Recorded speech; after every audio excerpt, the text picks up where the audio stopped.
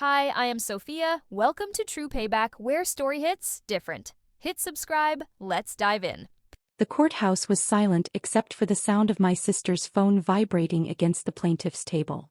She glanced at it, frowned, then put it face down. Her attorney continued shuffling papers, preparing for the next round of testimony.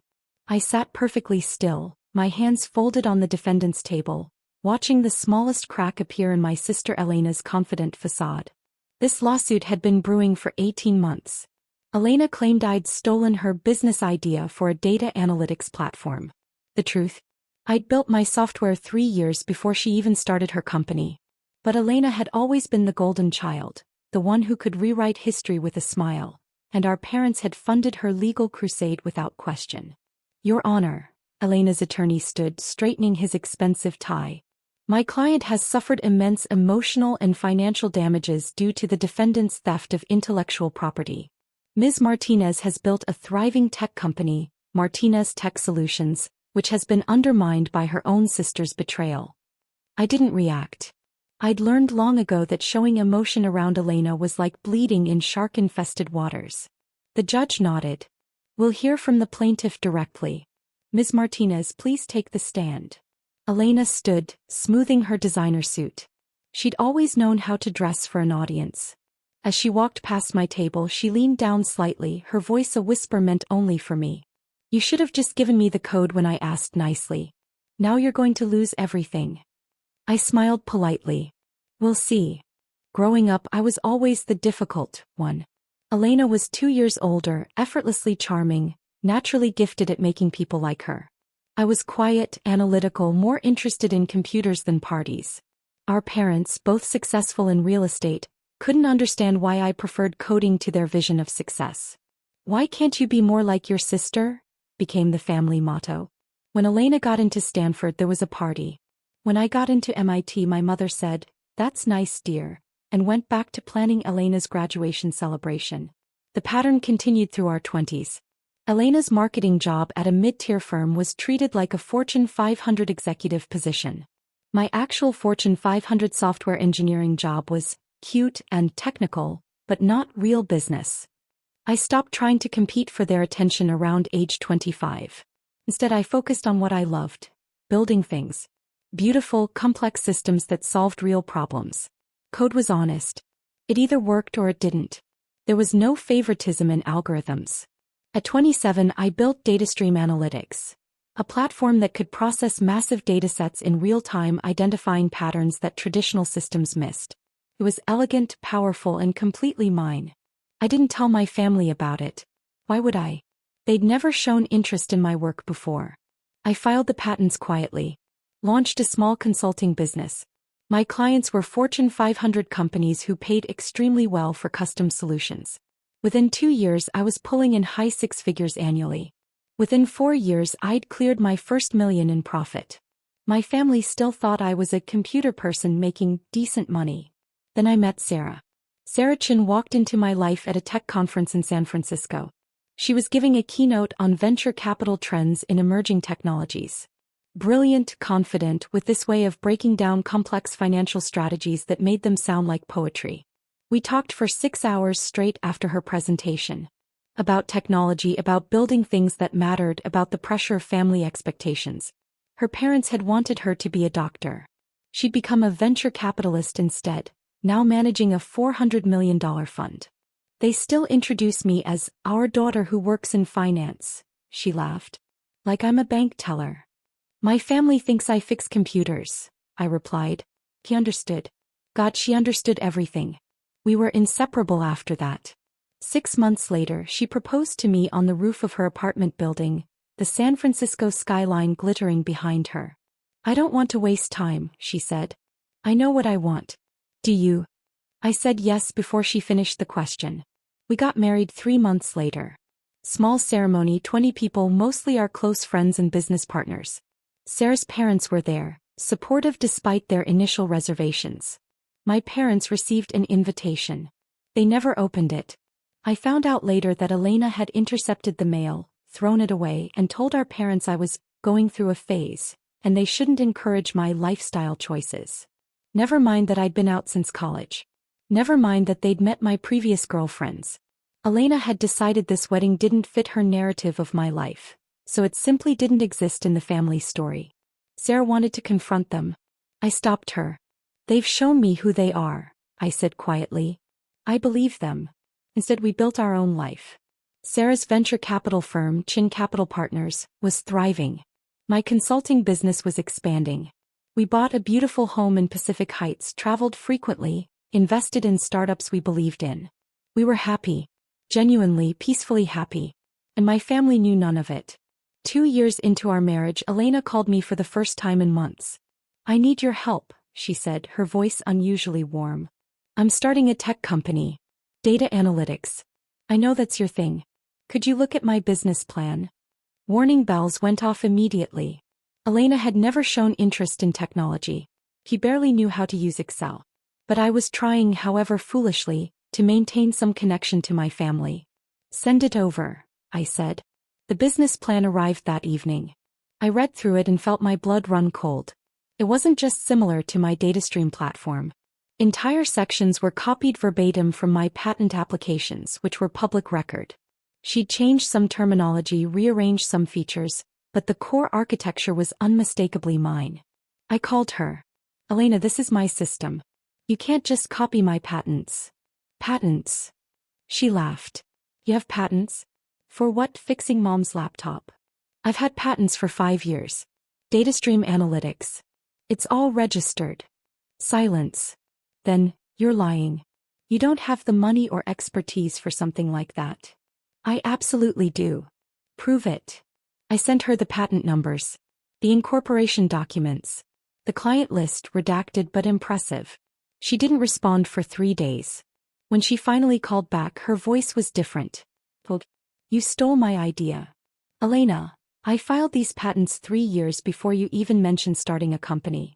You must have hacked my computer. Read my journals. This was my idea, and you stole it because you're jealous that I'm actually successful. The gaslighting was Olympic level. I'm not doing this, I said. Use a different system. There are other platforms. I've already told investors about this technology. I've already raised money. Then you have a problem. She hung up. What Elena didn't know. One of her investors was Chin Capital Partners, Sarah's firm. Sarah had met Elena at a tech mixer 6 months earlier, before Elena even knew Sarah and I were together. Elena had pitched her startup idea, which was vague and half-formed at the time, and Sarah had been intrigued by the market opportunity, not the technology. There's a woman, Elena Martinez, who came to our last pitch session, Sarah mentioned one evening. Martinez, any relation? My sister. Sarah's eyes widened. The one who throws away your mail? That's her. She wants $3 million in seed funding. I thought about it. What does your team think? Promising market, weak execution plan, no technical expertise. Sarah paused. But if she had the right technology partner? She's using my patents without permission. Sarah's expression shifted instantly. Absolutely not. We're out. But I stopped her. An idea was forming. A terrible, perfect idea. What if you invested? I said slowly. But with conditions. She has to use licensed technology. She has to hire a technical team you approve. She has to meet specific milestones. You want to watch her. I want to protect my work. And I want to see if she can actually build something without stealing from me.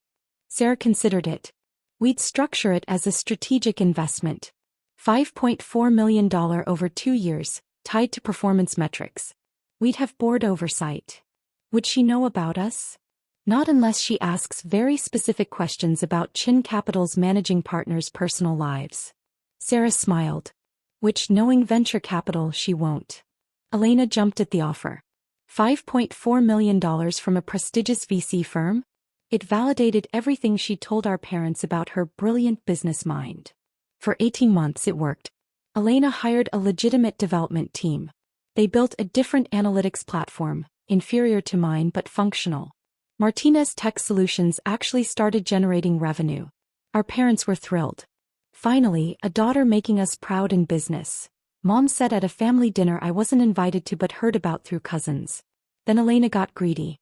Her company was growing but not fast enough. Investors wanted faster returns. Elena, being Elena, decided the problem wasn't her leadership or market strategy. The problem was me. I've discovered that my sister stole my original business concept, she announced at a family gathering. She's been running a competing platform this whole time, using my ideas. I'm going to sue her for everything. Mom and Dad immediately pledged their support. Financially, emotionally, completely. My cousin texted me, "You need to come to Sunday dinner. Elena's telling everyone you're a corporate spy." I didn't go. I called my attorney instead. The lawsuit alleged that I had stolen trade secrets from Elena's company, despite my patents being filed years earlier. It claimed emotional damages, lost revenue, intellectual property theft. It was a masterpiece of fiction. Elena's attorney was expensive, aggressive, and clearly being paid very well to ignore the timeline problems with her claims. My attorney was better. "This is frivolous," Michael said, reviewing the filing. "Your patents predate her company by 3 years. Her own pitch materials reference industry standard solutions, not proprietary technology. This will be dismissed." "She's not trying to win," I said. "She's trying to destroy my reputation." Then we counterclaim. Abusive process. Defamation. We can. No. I thought about Sarah, about our quiet life, about the peace we'd built. We defend. We present facts. We let her dig her own grave. Michael looked skeptical but agreed. The case dragged on for months. Depositions, document requests, expert witnesses. Elena gave interviews to tech blogs about sister betrayal and corporate espionage. She painted herself as the victim of family jealousy. Our parents believed every word. My mother called once. "How could you do this to your sister? After everything we've given you?" "You didn't give me anything, Mom. I built my own career.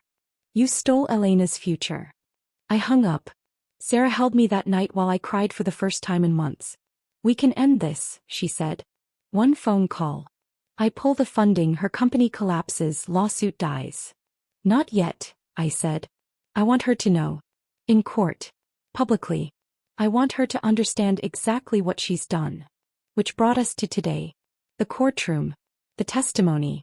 Elena on the stand, radiant with confidence, telling the judge about her revolutionary technology that her jealous sister had copied.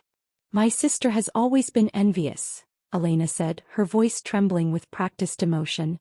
"When I finally succeeded in building something real, something valuable, she couldn't stand it. She had to tear me down." The judge looked unmoved. "Ms. Martinez, the defendant's patents predate your company by 36 months. How do you explain that?" Elena didn't miss a beat. "She must have stolen my early research. My journals, my notes. She had access to my apartment years ago." It was such an absurd claim that even her attorney looked uncomfortable. "Do you have evidence of this theft?" the judge asked. "She's my sister. She knows how to cover her tracks." My attorney stood. "Your Honor, we have phone records, emails, and witness testimony proving the defendant had no contact with Ms. Martinez during the relevant time period. The plaintiff's own corporate documents show she didn't conceive of this business until 2019. The defendant's patents were filed in 2016. Elena's facade cracked slightly. She glanced at her attorney, who whispered something urgently. Then she played her trump card. "Your Honor, regardless of the timeline, the emotional damage is real. My sister has actively undermined my company, my reputation, my relationships. She's been jealous of me our entire lives because she's..." Elena paused for effect. "She's difficult. She's unlikable. No one would ever marry her. She's too abrasive, too cold. She can't maintain relationships, so she destroys mine instead." The courtroom went silent. I sat at the defendant's table watching my sister perform. This was her specialty, making herself the victim, making me the villain, rewriting reality until everyone believed her version. Our parents sat in the gallery behind her, nodding along. I pulled out my phone. "Interesting," I said quietly. My fingers moved across the screen. The message to Sarah was simple. "Cease all investments in Martinez Tech Solutions effective today." I hit send. Elena's phone started ringing immediately. Elena glanced at her phone, frowning. Then it rang again. And again. "Your Honor," her attorney said, "may my client check her phone? It appears to be urgent." The judge nodded reluctantly. Elena picked up her phone. Her face went white as she read the screen. Then red. Then white again. I need a recess, she said suddenly. Ms. Martinez, you're in the middle of testimony. I need a recess. Elena's voice cracked. She looked at her attorney. They're pulling out. Chin Capital is pulling out. All of it. $5.4 million. They're calling the loan. We have 30 days to repay or they take the company. Her attorney grabbed the phone, read the message, and his expression matched hers. The judge looked annoyed. Who is Chin Capital? Our primary investor, Elena whispered. Without them we're finished. I remained perfectly still. The judge sighed. We'll take a 15-minute recess. Ms. Martinez, compose yourself. Elena stumbled out of the courtroom, her attorney and our parents following. I could hear Mom's voice in the hallway. What's happening? Can they do this? My attorney leaned over. Did you just... I have no idea what you're talking about, I said calmly. Michael smiled.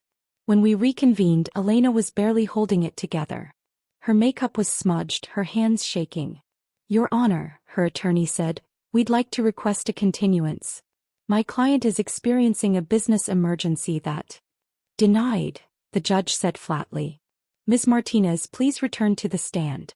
You may step down after we complete this line of questioning. Elena sat down slowly, her eyes finding mine across the courtroom. For the first time in our lives, I saw real fear in her expression. My attorney stood. Ms. Martinez, you mentioned that your company received significant venture capital funding. Can you tell the court about your primary investor? I don't see how that's relevant. Please answer the question. Elena swallowed. Chin Capital Partners. They invested $5.4 million. And when did they make this investment? 2 years ago. Initial funding with follow-up rounds. What were the terms of this investment? I don't remember all the details. My attorney pulled out a document. According to the investment agreement, Chin Capital maintained board oversight and required that Martinez Tech Solutions use only properly licensed technology. Is that correct? Yes. And did Chin Capital ever express concerns about your technology sourcing? Elena's attorney objected. Relevance, Your Honor. I'll allow it, the judge said. Answer the question, Ms. Martinez. They asked for verification that all our technology was proprietary or properly licensed. And what did you tell them? That it was all original work. My attorney nodded. But it wasn't, was it? You based your entire platform on your sister's patented technology. No. You just testified under oath that you conceived this technology first and your sister stole it. But the patents prove otherwise. Which means you lied to your investors about your technology being original. Is that correct? Elena looked trapped. If she admitted the technology wasn't original, she confessed to investor fraud. If she maintained her lawsuit claims, she contradicted the timeline. It's complicated. Ms. Martinez, did you or did you not falsely represent to Chin Capital Partners that your technology was original and proprietary? I believed it was. My sister must have. The patents are dated 2016. Your company was founded in 2019. There is no must-have. There are only facts. Elena started crying. Real tears this time, not performed ones. The judge had seen enough. I'm dismissing this case. The plaintiff's claims are not supported by the evidence, and there appear to be serious questions about the legitimacy of the underlying business practices. Ms. Martinez, I strongly suggest you consult with an attorney about your investor agreements. The gavel came down. Elena ran from the courtroom. My parents followed Elena out, not even glancing in my direction. I gathered my things slowly, methodically. Michael shook my hand. I'm honestly not sure what that was, but congratulations. Thank you. The countersuit for legal fees will be straightforward. Though I suspect Martinez Tech Solutions won't have the assets to pay. Let it go, I said. I got what I needed. I walked out of the courthouse into bright afternoon sunshine. My phone buzzed with a text from Sarah. How did it go? I'll tell you over dinner. Thank you for the timing. Always. Love you. Love you too. I drove home to Pacific Heights, to the life we'd built together. Sarah was waiting on the front steps, 2 glasses of wine already poured. Your sister called me 14 times, she said, handing me a glass. I can imagine. She didn't know. All this time she had no idea we were married. No. Sarah shook her head in disbelief. She sued you, dragged you through court, destroyed your relationship with your family, all while I was funding her company. How did she not do basic research on her investors? Because Elena only sees what she wants to see. I was the family failure. You were the prestigious VC. Those two facts couldn't coexist in her worldview. What happens now? I sipped my wine, watching the sunset paint the San Francisco skyline in shades of gold and amber. Now she has 30 days to repay $5.4 million or surrender the company to Chin Capital Partners. She'll try to find new investors, but with a dismissed lawsuit for IP theft and questions about her business practices, that's unlikely. The company will fold. Probably. And your family? I thought about my parents in the courtroom, their automatic support of Elena, their complete inability to see me clearly. They made their choice a long time ago. I'm just accepting it. Sarah took my hand. For what it's worth, I'm proud of you. You could have destroyed her months ago. You gave her every chance to do the right thing. She chose not to take it. That's on her, not you. We sat in comfortable silence, watching the city lights begin to twinkle. My phone buzzed again, a number I didn't recognize. The voicemail was from Elena. You're married to her? To Sarah Chin? That's how you. Her voice broke. You let me walk right into this. You watched me take her money, build my company on it, sue you, and you never said a word. You knew she'd pull the funding. You knew I'd lose everything. A long pause. Mom and Dad are furious. They want to know why you didn't tell us. Why you've been living this secret life. They think you did this on purpose to hurt me. Another pause. Crying now. Did you do this to hurt me? The message ended. I deleted it without responding. Martinez Tech Solutions declared bankruptcy 4 months after the trial. Elena tried desperately to find new funding, but the combination of the lawsuit, the investor fraud questions, and the revelation that her technology was based on stolen patents made her untouchable in the tech world. Chin Capital Partners acquired the company's assets for pennies on the dollar, then quietly licensed my datastream platform to the existing client base. It was good business. My parents sent one email. We don't understand why you had to destroy your sister's dreams. We raised you better than this. I didn't reply. There was nothing to say to people who still couldn't see the truth when it was documented in court records. My cousins reached out, though. The ones who'd always suspected something was off about the family dynamics. We read the court transcripts. One texted. Holy shit. We had no idea you'd built all that. I don't advertise, I replied. Can we get coffee sometime? Without the parents. I'd like that. Sarah and I celebrated our 3rd anniversary in Tokyo. We video called her parents from our hotel room, showing them the cherry blossoms in Ueno Park. They asked about my work, about our plans, about whether we'd thought about kids. Normal family questions. Loving questions. Your mom asked if we'd visit for Mid-Autumn Festival, Sarah said after we hung up. What did you say? That we'd love to. I leaned against her shoulder, watching the Tokyo skyline through our window. You know what's strange? I don't miss them. My parents, Elena. I thought I would, but I don't. You miss the family you wanted them to be, Sarah said softly. Not the family they are. Yeah. We'll build our own. We already are. And we were. Business partners who'd become friends. Sarah's family who welcomed me completely. The life we'd created together, built on honesty and mutual respect. Elena was right about one thing. I had been difficult. Difficult to manipulate. Difficult to dismiss. Difficult to erase. And I'd married someone who loved me for exactly that. My phone buzzed one last time that evening. An unknown number. I almost didn't check it, but curiosity won.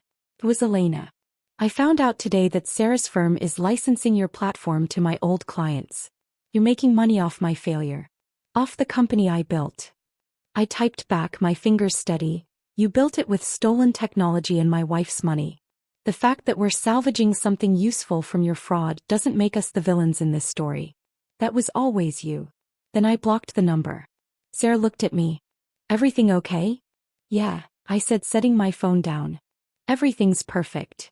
And for the first time in my entire life, it was. The family that couldn't see my worth had lost access to my life. The sister who'd tried to steal my success had lost everything she'd built on lies. And I had built something real, something beautiful, something honest. I'd built it without them. And I'd never been happier.